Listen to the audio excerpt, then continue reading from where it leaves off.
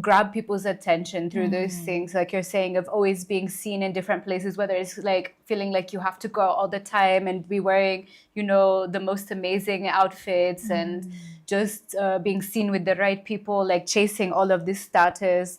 Whether it's some people, it's the opposite, where, you know, they don't go out at all because they're constantly become too obsessive about their online personas, and they can't put their phones down, and they're just like constantly, okay, I need to film content, I need to go live, I need to post another TikTok, I need to post a reel, and they forget, you know, to live in the present as well.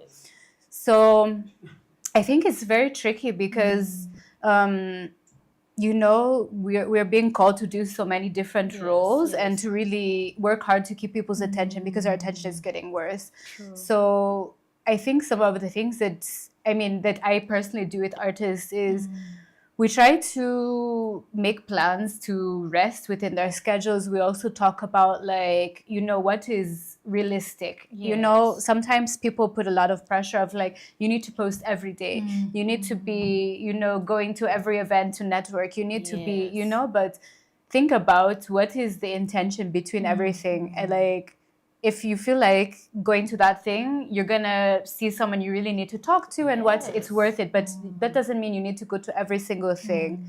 Or just because everyone is posting a lot, if it's making you get burnt out to a point where you can't be consistent, you need something that you can consistently do for like months on end, not something that I'm gonna post every day and then in 10 days I'm completely exhausted and then I disappear for 2 months. Because fans don't like when you disappear.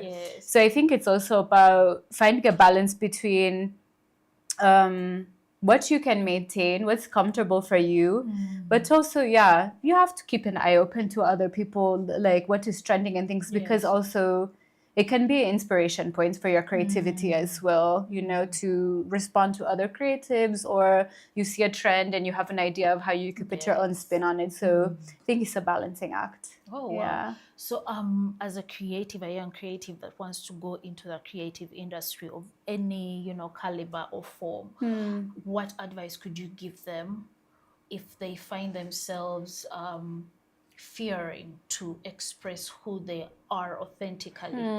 Yes. I think that is one of the first steps you need to really overcome as a creative, because you know, when you're starting out an artistic journey, like we said, you are your product. So if you don't really understand who you are as a product, yourself personally and yourself as a product, like we said, this dichotomy of having different identities of self. But you need to understand and craft who am I as the product. And you need to understand it very well, because you won't be able to sell something you don't understand. So I think someone who is deciding, like, I think I want to go on this journey as a creative, I think that's one of the first things, is to really understand yourself, and not to say like you need to understand yourself fully at the beginning and that's the end all be all, because I also believe that, you know, we are lifelong learners, and like each time something happens to you, it's like you peel the onion back another layer. They always say like people are complex, like we're onions. So every time you peel back another layer and you get to understand until you get to the core. So, but you cannot have the skin on the onion when you're starting. You have to, you know, get a little bit. Because also, I think as consumers, like, think about like you as someone who would love to consume someone's music or film or fashion or whatever. As you become your own fast fad. Exactly.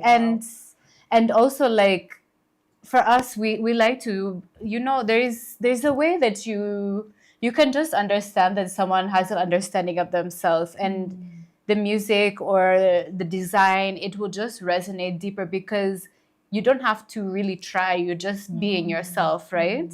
Like, instead of having to follow these trends and things, it's coming organically from, I painted it that way because it felt right to me. Or I sang the melody like this because that's what came out of me. Instead of looking and seeing, this one has made it like that. So what if I just, you know, just what is organically coming from inside of you. So right now in the music industry, we are having a thin line between mainstream media and underground media.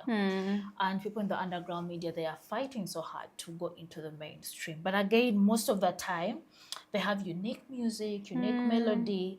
And because they're fighting so hard to go into the mainstream, they change who they are. So is there any advice that you can give to someone out there that is thinking about, going into the mainstream? Is it something that they should, look into? Should they, because I remember someone told me they had gone mainstream, but they were underground person. They were like, I lost myself, doing that. And then by the time I came back, like, I had lost the mainstream guys that needed me. So then you had no one. And so I had no one. So what kind of advice could you give someone? It could be okay for them to go for mainstream, but I don't know, what is your take on that?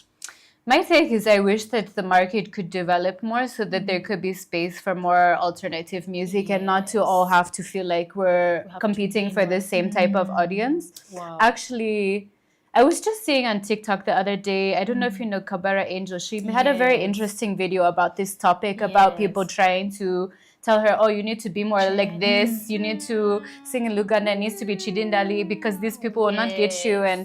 And she had a lot to say. I definitely recommend anyone go to her TikTok and watch that video.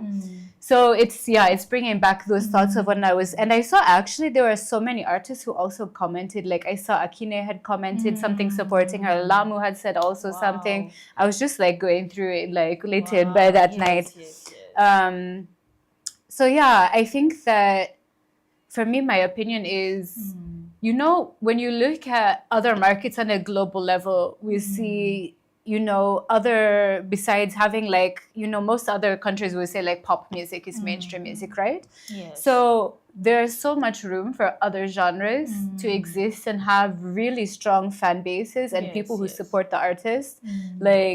So I think that what I would like to see is more appreciation for diverse music. And I'm not quite sure how we do it yet, but I think that this thing of changing to meet the audience, it's not really, because again, it comes down to the thing of what I was saying of like being authentic from something that comes naturally from you. So it's okay to make that music if that's what you feel like, some people, they are musicians and they wake up and they're like, this is exactly what I want to do. And they have fans who love them and it's amazing for them. But if that's not what you want to make, you're gonna feel like it's actually gonna make you feel resentment towards making that type of music. True. And because it's denying who you are. And you feel like you have to box yourself in something that you're just doing it because you feel like you have no other option. But I think that if more artists continue on the path of just staying to what is true to them and also supporting, like, that's the other thing, the industry grows when we support each other. That's what that video I like to see all these other artists who are in agreement with her, because then it shows that we are actually united, that we can come together. Oh wow, that's interesting. Talking about even Kabera's example, can you tell some artists out there that is maybe dealing with that situation of how probably they can brand themselves? I just missed Omex. I need to go for Omex. I don't know if you managed to go. No, I wasn't there. You went? I was at another event also about mental health by the Roundabout yesterday. I missed it yesterday. I was that one. Yeah, I've been missing, by the way, so many events recently. I should be serious. Yeah, but also if you need to do other things, you also need to look at the big picture. Yeah, true. So what journey can you give, sort of like a roadmap that you can give an artist out there that is struggling with, this is how I'm doing my music, they're not appreciating it. So in every space that I'm going to, they're trying to make me change. They're like, sing like this one. Which roadmap could you possibly give a young artist out there? Well, I think that it can be tricky because people can be harsh when they don't like what you're doing. And it's not only for musicians, but everyone thinks they're an expert at things that they have no clue about. True. Especially, certain types of people are really... I've had experiences where we were hired to do jobs and then people come in and think they are a director or think that they're an A&R, and you're like, what qualifications do you have? So it can be really tricky with that, like, what is that for the cliche thing of everyone's a critic. So I think it comes down to understanding your why behind what you're doing, because then it helps you to think about, because you can either have a why which is about, you know, who you want to uplift with your music, who you're really singing for. Maybe you know, maybe you're singing because you love, like, someone you love. Maybe it's because of a community you want a message to get to. There can be so many things. But I think that the main thing is to have a strong reason behind, because then you don't get so lost in all these people and why they're telling you all these things. You can let some things have to pass one ear and out the other, because when you take it to, you can't take everything in like that. From the people who really have, like, your best interest at heart and have, you know, some reputation or qualification, like if it's I don't know, someone who is a really renowned producer or something is telling you some feedback about your musicality, or someone who is a manager and wants to give you advice about your marketing or things, like, take those ones who have a right to, you know, have some evidence of why they should, you know, give you advice, besides just, oh, that uncle you saw at the function who doesn't know anything about music. I know. So yeah, I think it's hard when you're young, because you can be very eager and, you know, think that everyone is trying to give you advice, and then get overwhelmed with all of this feedback as well. And the other thing, to make the roadmap, I think it's really good also to have mentors. Like, that's what I was mentioning, like, take the advice from the people who have been there already, or have you know that they have some credibility, they've worked with people and you've seen the fruits of their labor. So when you have mentors and people who, not necessarily you have to be doing the same, but someone who you can see a bit of view, and you get you know, they're further down the path than you, and you can kind of envision how it would be when you get there. Even if, you know, maybe you're not on the same path, but maybe your paths are parallel, or they have a crossing point somewhere. I think that's important. And another thing I learned when I was in the Perform Music Incubator in Kenya with Muthoni Drama Queen, I really liked this analogy that she taught us, which was to make like a family tree of the different people who would be in your family as you as an artist. So like, if you're a musician, who would be on your tree as your auntie? Maybe you have Erica Badu. Maybe you have Jill Scott. Maybe you have Miriam Makeba. Maybe you know, like, which people do you see that, and you feel like, oh, I am from that same lineage. It's kind of creating, like, the same way, like in drag they have all these families, like, which house are you, and who is your dad, who is your grandfather. It gives you that footing and that grounding and that rooting of, like, there's something that I can, you know, there's that roadmap that we talked about. Oh wow, that's really amazing. I've learned something from that, because sometimes we are so caught up in maybe the criticisms and how we see things happening in our own bubble. But then the moment you look at all these people that inspire you with their journey before, and sometimes may not even be, you could be a musician, but then maybe an actor, you know, maybe a coach, and there's that's nice to hear. But then when the scope of music and how music is done in Kenya and how it's done in Uganda, what I don't want to say comparison, but how do you think? Because one thing that I have gotten to realize is that Kenyans are a little bit aggressive and they're a little bit open-minded. That's something I've gotten from some Kenyan friends that I know. There's a way they have that aggression to, you know, their creativity, and they're so open-minded. There are more spaces. I don't know, has there been a Music Africa conference here in Uganda? Not yet, but they move it every year. They did have it in Nairobi some time back. I think it was 2017 or 18, around then, before COVID. Before COVID. But then, like, how do you think, as now, literally right now, I'm talking about like the underground, because obviously the mainstream. I'm talking about the underground, artists, because we are talking to young artists right there, people who want to have alternative forms of music and creativity. What advice could you give? No, sorry, not advice, because we're talking about Kenya and Uganda. What scope of difference do you see between the two? The two industries In terms of like the live market, or in terms of like their market, their aggression, and how they value their artistry, and how there's a way there's that connection, and massive push that they give to their art. What is that connection and difference? I don't want to call it comparison, but what's the differences? Yes. Well, I think in Kenya, the industry is more developed in here. It's Nairobi is bigger. And there is, representatives of international companies. Like there's someone for Spotify, there's someone for Apple, there's someone for Boomplay. I think they also had here. I don't remember, but like all these streaming platforms. They have even like more tech companies. So I think firstly, because of that, there is more connection to the international market. So that's the first thing I would say. Secondly, I think also there is more. Here we have like these live band nights and like weekly, like, oh, I know at this day this band is here and that. But I think part of, I don't want to say the issue, but what complicates it for other underground artists is they have kind of flooded the market a little bit, and they also can be, it's people get comfortable with, oh, this band plays here every week and they play these cover songs that I know from the radio that are popular.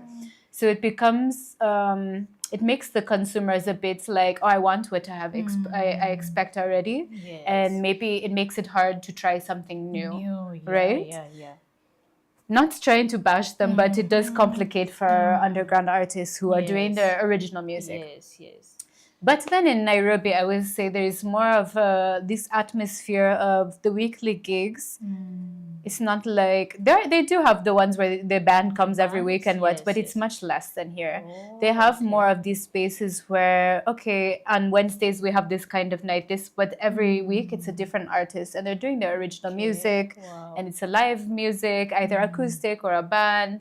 And I think because of this, people expect to come and not like be able to sing along with the music and to discover something new. It creates that kind of atmosphere where instead of expecting I'm going to come along and be able to sing to the same songs, I'm coming because I want to listen to this music and get to know what does this person have to say.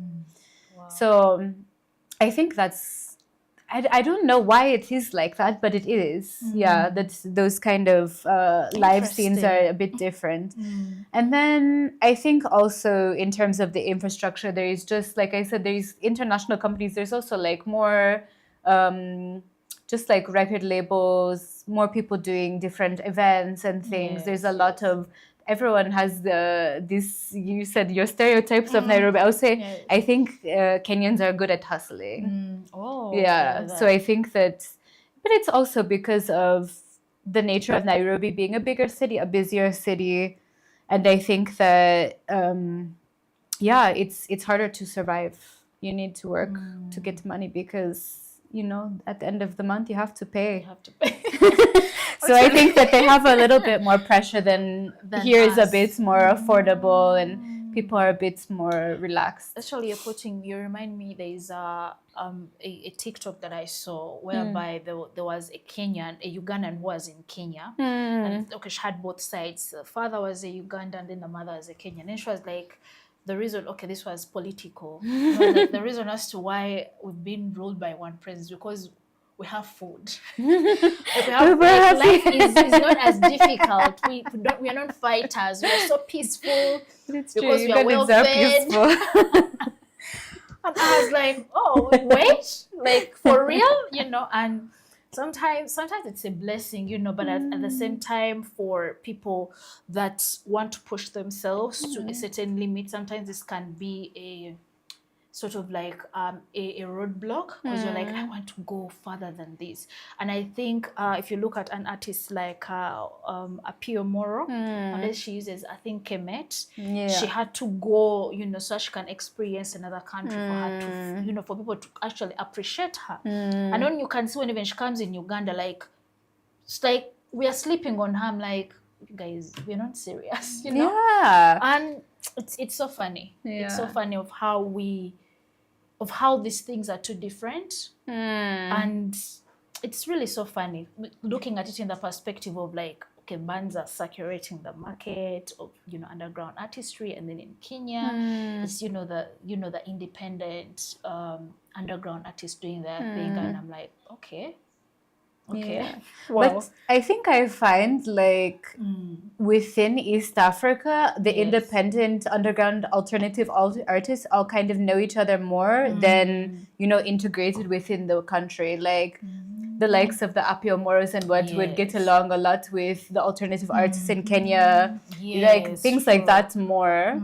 Then it's strange because it's such a small industry. Like, because I used to live in Rwanda, I work here in Uganda and Kenya, we tour in Tanzania, but it's very frequently that we'll run into, the same circuit of people within East Africa. Yeah. Oh, wow.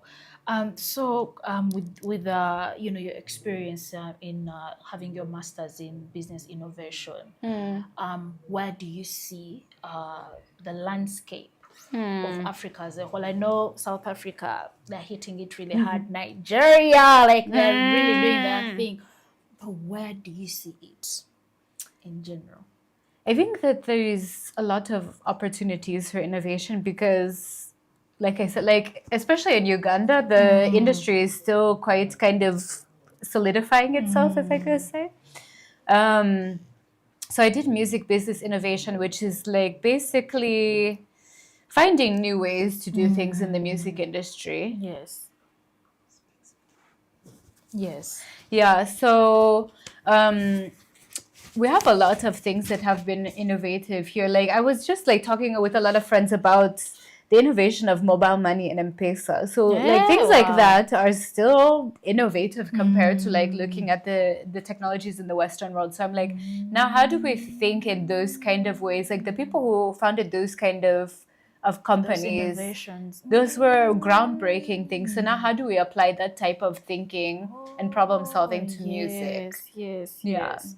Oh wow. If you bring it into that, it's making more sense, because we are like, okay, most of us are looking to already certain innovations, meaning we have to look deep within and like, how can we make it different?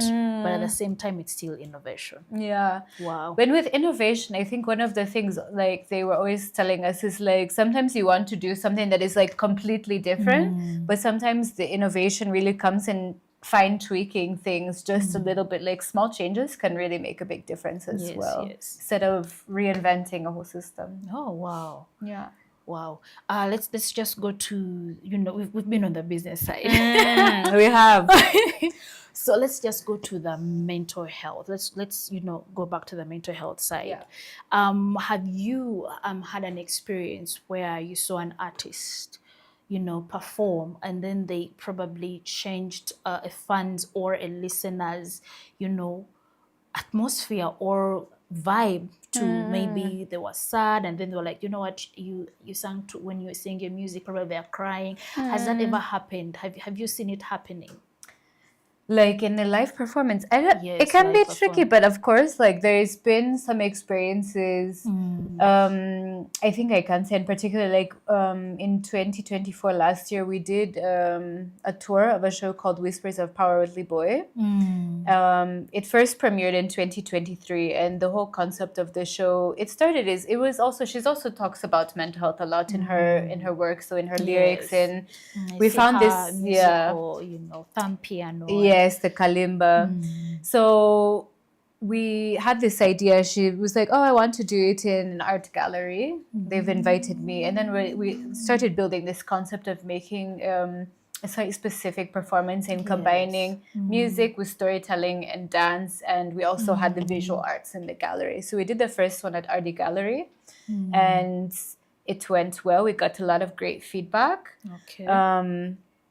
And yeah, then we went on a tour to Mombasa, Kisumu, and Nairobi the following year. But I think that experience, like every time we kept getting feedback, even from like, because we would push the performers. So like, for example, the show we did in Nairobi, we had a guitarist. And I was like, you know what? I think it would be cool if the guitarist, we created the stories actually about mental health of artists and what we've been saying, this thing about hustle culture and feeling like you can't say no and, just like becoming inauthentic and out of alignment with yourself, all of these things.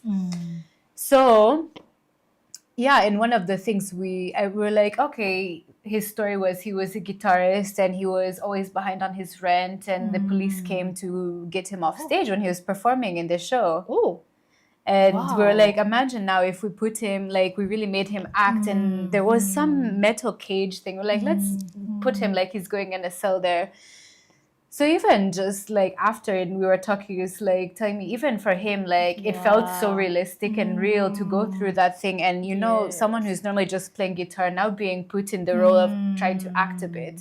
So not only like people who experience the show, people who, we worked and got them to tap into things that, I don't know, I think it was very cathartic to like be like, you know what, even I can act this out and it's not happening to me, and I can process, some of the pain. Else. Yes. But I think every edition we did of that show, because the story would change every time. We would go to a new space and we would look at the space. So when we went to Mombasa, we talked about there's a big issue of substance use disorders there. So we talked about the impact of that, and people were also very like, I think it's about, when you have stories that resonate with people, and this is why I have a background in theater as well. So this thing of using the arts to help people process things, whether it is like a catharsis where you have something internal, you need to release it, whether it's something you're aware of, but like seeing in someone else, you feel the empathy, like I'm not alone,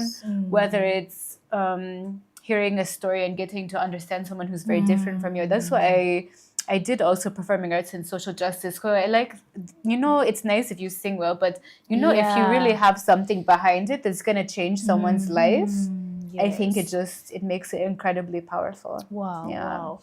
I love because I'm one person that is so passionate about, creativity for, mental wellness, not only just, singing. And I know most cases we sing for people to be happy and, to have a certain vibe to, just, feel good. But sometimes we need some people to go into, that wound and then pull out the wound and like, you know what, let's put some aspirin, let's put some, some antibiotics on the wound, and which better way to deal with that inner wound apart from music, because music, I believe it's so spiritual and it deals with more than what people can see. Actually, it deals with some people, they listen to music to be calm when they feel angry, and wow, that's so amazing.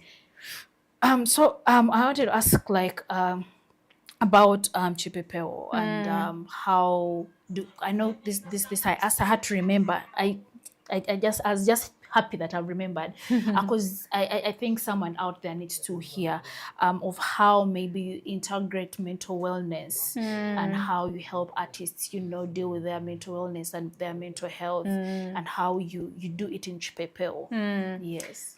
Yeah, because Kipepeo is we do artist management, which is like a term that a lot of people don't understand, all the things that it encompasses, right? Yeah. So one is just like, I feel like my first role is always to be like a sounding board for my clients who are artists, for them to be like, oh, this is what I'm thinking, what do you think, because sometimes it's also needing someone to just listen to you and to give you some feedback. True.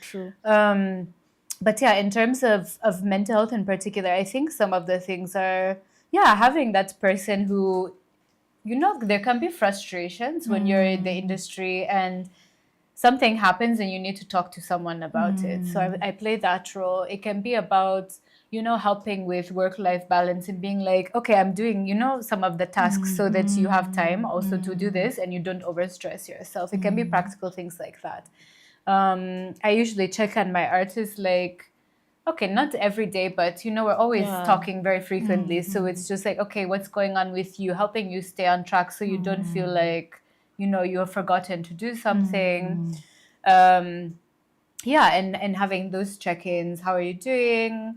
Trying to help you organize things and streamline. And like sometimes artists will come with a million things because they're feeling inspired, and like being that person to be like, okay, but you're not gonna be able to do all of these. So how do we prioritize? Sometimes you have to play the good cop, but sometimes you also have to play the bad cop, because That's true. the bad cop can be the one that is limiting, but in the end it can also give you that container where you don't need to explode out of in some way. Because sometimes people have a million things and then you end up doing none of them because you don't focus. So it can be that role of being like how do accountability. you even deal with being the bad cop, and at the same time the good cop? How do you deal with it? I think it used to be harder for me to be the bad cop. It's something that I think I've learned. I call myself a recovering people pleaser. Oh, yeah, me too. Yeah. So, flowers. So I think I've embraced it more as I get older, because, I mean, you also learn to do it with yourself. You learn to do it with other people. And, it's okay to say no sometimes. It's okay to say, that's not going to be possible. It's okay to say we need to do this first, and you will come back to that. Yes. And I think for me, I try to just be, I'm a really honest person. I'm a horrible liar. So that helps, because I'm just like, I'm telling you the truth, and you can choose to accept it or you can choose not to. And that's it. I'm not doing it with ill intention. I'm just being realistic and telling you the truth. Yeah. Oh, wow! That's amazing. By the way, it's a very an amazing to our recovery. Yeah. So you this is the most powerful thing I'm going to talk about. You empower women.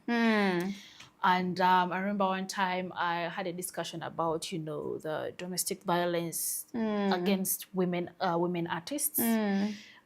What is your take? Actually, having worked across East Africa, what's your take on this? Because for Uganda we have seen, but how about like other countries? Is there like some more respect for maybe the female artists, or this is only an epidemic? It's actually pandemic. It's in Uganda. Well. Women are underrepresented in the music industry across the globe. That's why there's a lot of initiatives now that are like really for promoting women in music. And that's because, I remember there was, I forget the exact statistics, but like the amount of records that are like female producers is one of the worst areas. Like, where there is the biggest discrepancy. And they were saying like only a few songs of the top 100 that were produced by female producers. Wow. So I think that it's about, like what we were saying in the beginning, having access to role models is one thing, because it can be very challenging when you're in an industry that's dominated by men. And to feel like, you really belong at this place. You feel like things that accommodations you need, they can be met. You don't feel like people are saying these subliminal sexist jokes and things like that. So I think it's a problem worldwide still. And through the initiatives of trying to uplift women, I've been very fortunate to be in different spaces which are very female centered and like full of strong women. So I think that's helped me a lot. And what we need to do is to keep, once you get a spot, open the door for another woman and keep like, I try to prioritize working with women or also non-binary people in my company, the artists I work with. Even when I try, like these tiny, I call them like the microfeminisms, right? Like just simple things of like, instead of like, if I think of an example, I'll try to think of women Yes. and just like really put that at the forefront, because I think that's, yeah, it's part of the change of narrative. You have to do it a bit intentionally. And then it becomes natural. Yeah. Wow. Well, but how can we create mentorships, or how do those programs, the mentorship programs, maybe the networking events, how are they even empowering women? Have they empowered women? Like, okay, so I was in Perform Music Incubator by Muthoni Drummer Queen, which Yes. now it is a bit more broad, but the cohort I was in, like all the artists were all female artists. Wow. Recently, there's been a big push for this new program from Thames, which is called, I think it's Leading Voice, which is also for women in music. I've been part of, there was this thing called Women of the Music Business by an artist from South Africa called Berita. Okay. I think there's actually, I think now the problem is there's so many initiatives, and I would like to see more cohesion amongst them. And maybe like if you go through this program, this would be the next step, because there could be a lot of things where you get a training for a short period of a couple of months or some workshops online, and then you're like, okay, now I've done that, I add to my CV, but what do I do now? But I think there are a lot out there. It's just, how do we find them? How do we make sure the right people get into them? Like the self-selection bias. Okay, all right. So we've really talked a lot. I feel as if we have more to talk. I'm like, is it our time? No, we still have we still have some more time. But then we are reaching to the episode about you maybe giving some reflections, some advice to a young artist out there, because we are doing this for you. The conversations, I know I really benefit more, obviously, but we are doing it for you guys. We're doing it for you guys. For young creatives who feel weighed down by mental health struggles in their careers, what message do you give to them? Young creatives who feel overwhelmed with their career struggles. Yes. What message do I give to them? Okay, well, it depends how you feel overwhelmed. I remember Ras Benzema had said at the other talk, which, I've been thinking about. He said, so he said something to the likes of, if you don't think that you can survive off your arts, keep it like that for now and get another job. Yes. So that is one thing in my head, especially with the way the economy of the world is right now is quite tough, to be honest. True. But I think, you shouldn't just give up and completely go to another job. I think one of the things, maybe find ways to do skills that are parallel. So for example, if you're a musician, but you can also do some communications and marketing, like you already are doing your social media management for yourself, maybe you can get a job also doing that and build skills that you can later put into your own career. If you're an artist, you can do graphic design and things as well from more of the corporate side, get the skills and see how you apply them. So maybe there are opportunities like that. Other things like getting different residencies and mentorship, fellowships, things like that. Like if you have the ability to do some of those short-term things, because one, it's something, again, like something you put on your CV and it looks like, oh, Kupsinje has been doing this and this and this, even if they are not paid gigs. But of course, it still is a privilege to be able to access those things, because some of them, they give funding. Some of them, they tell you, okay, we give you the accommodation, but you have to get your flights. You have to look at what is realistic and achievable for you. The other thing would just be, keep creating and building a portfolio, whether it is, getting some music. Though, of course, there are costs, again, that you need to make. That's the challenge. But see, like, if you balance and you have a way, you have someone who can, invest some money in you, or you can work for a bit and save some money, have some set aside and say, okay, this whatever money I'm putting into this project. Because there's also a tendency to people to think like, okay, I'm here, come and give me, like, you also, it's a business and you have to Yes. build it. So get some resources that you can invest. That's something that we forget. Like, it's a business, it has to be built. We forget that as artists because we want to go with talent. I remember I saw a reel where someone was saying that your grit and your music, your business, knowledge will take your music far or your artistry far more than actually the talent. Yeah. Of course, there's a balance. There is the work ethic. There is the actual knowledge you have, whether that is talent or business skills. Yes. And then it's also somehow a bit of your charisma and your personality. Like when you're networking, you have to charm people. Like, I know. There's something about having that ability to walk in a room and just light up, True. So it's also a Get bit the of luck with attention. that. Yeah. Luck and charm. Wow. Sparkly. Tap into that. Look into the future. What is your dream for Chipepeo Agency and for healthier creative ecosystems in Uganda and East Africa? Okay, for healthier creative systems in Uganda and East Africa, I think I talked about like having more space in the market for diversity. Not everyone has to listen to the same whatever artists are trending just because they have the numbers.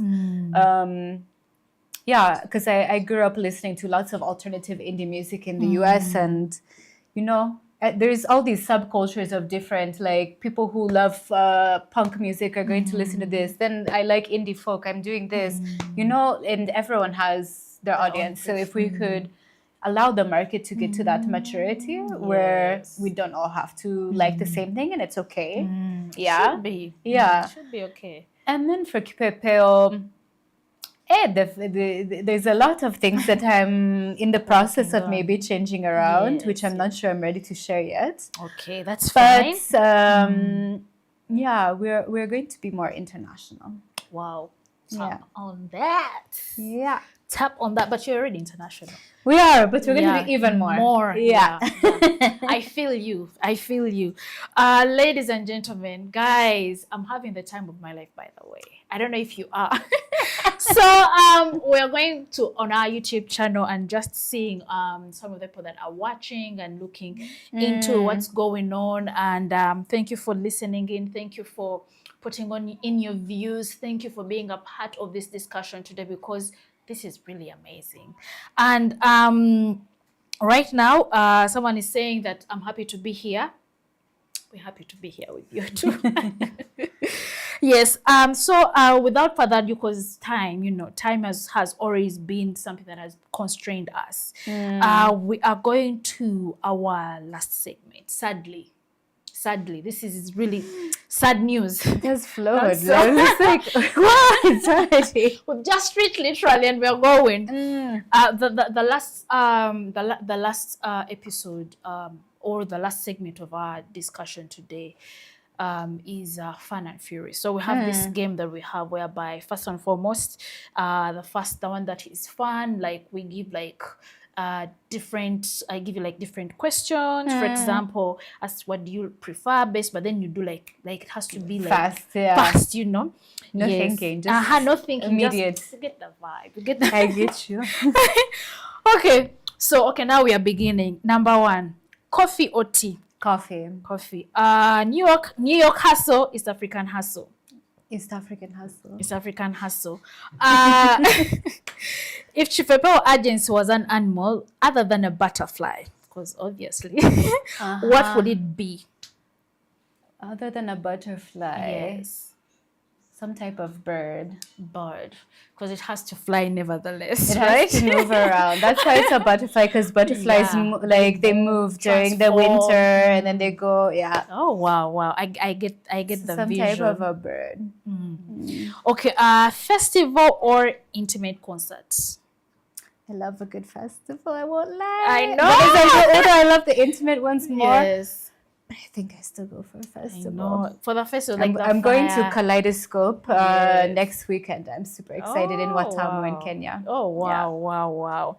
Thanks for being up today around. Okay, so one book or film that changed how you see the world. One book. Okay. I love existentialism philosophy. So yeah, that definitely changed my life when I read. And the one I would say the most is a book called I and Thou by Martin Buber. Okay. And yeah, it's basically a whole way of seeing, like, you either see someone as what they can do for you, or see them as their own Who they entity are. with the whole life and existence wow. for people, for animals, for things. Oh wow. So Actually, yeah, it totally changed the way I see. That's why it's just even you explaining it, it even takes me to feminism, of how women want to be viewed as actually individuals, exactly not not objects, a commodity. Yes, Or not a like I see a commodity. tree and it's just there existing for a long time. It's not only Yes. like, oh, I can cut it down and have Pepper. firewood, Yes. Oh, things like that as well. wow. I need to read that book. Yeah. When you're feeling drained, what's your go-to self-care ritual? I have a few. I'm very big on like exercise and yoga and movement. So I love like going to the gym, going to Pilates, going to yoga, walking, swimming, or anything like that. Wow. The other that if I'm low energy physically would be reading. I'm also a really big reader. Yeah. You don't do like the skincare. I also love skin. I do. I tell you, I have skincare. I have cooking. Yes. I have cats, so I love hanging with my cats. Just Yeah. So I have dopamine so many. Yes.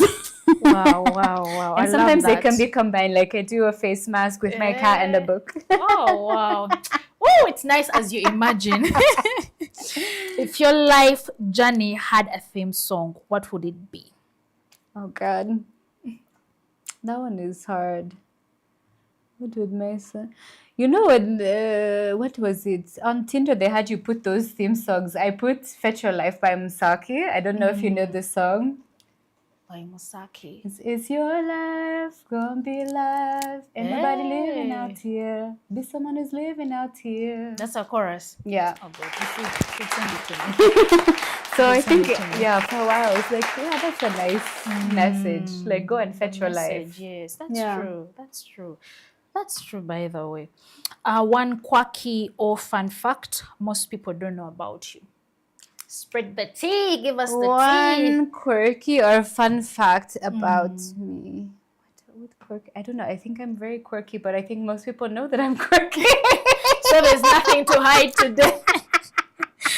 What is quirky that people don't know about me? I really don't know. My fun fact is that I first flew on a plane when I was 4 months old, but I don't think it's a quirky fact. But that's why I love flying. I love going. I love flying when I'm alone as well. I love like the process of going to the airport and being in the plane, and yeah, soothing for you. Yeah, I think because I was a baby, so it just feels like natural, and wow, you disconnect from your phone. Wow. Yeah. Tell me about that. I need to know. Yeah, my grandmother is from Finland. Okay. So we have a lot of family there. So when I was born, my parents were like, oh, we would take the baby to see all the family there. So we went when I was a baby and 4 months old. And actually just recently he's my great uncle, the cousin to my mom. He sent me an old home video that they had digitized of like that summer when we went to visit when I was a baby. So it's really cute to see. Oh wow! But yeah, I think that because of that now it just feels like natural to be on a plane. I don't get like. I know, like some people get so anxious and they're afraid of the turbulence and what, and me, I'm just like, okay, it's chill. What's that? So I just became acclimated to the air. If you had to sum up your philosophy of life in 3 words, what would they be? 3 words. 3 words is too little, but my favorite quote is let the beauty we love be what we do, from Rumi. So that is what I say is my life philosophy. Wow, let the beauty that we love be what we do. Be what we do. Yeah. Wow. Yeah. Wow. Tap in that. Rumi, it's not me. I love it. Yeah, I love that quote. It's a beautiful one. It's more like how someone says you practice what you preach or something. Wow, that's beautiful. And Maija, we're coming to the end of our discussion. Oh, why should it happen like this? Why? Ladies and gentlemen, we are finally closing down the show today at Harmony of Minds podcast. Please listen to our Engagement on Living Arts YouTube channel, and we shall be very happy to see more of you just, engaging with us. We're going to share more about this, and we are very pleased to see you. Have a wonderful week ahead. See you next week on Wednesday. Yes, Maija, can you please say bye-bye to them? Thank you so much, and have a lovely evening.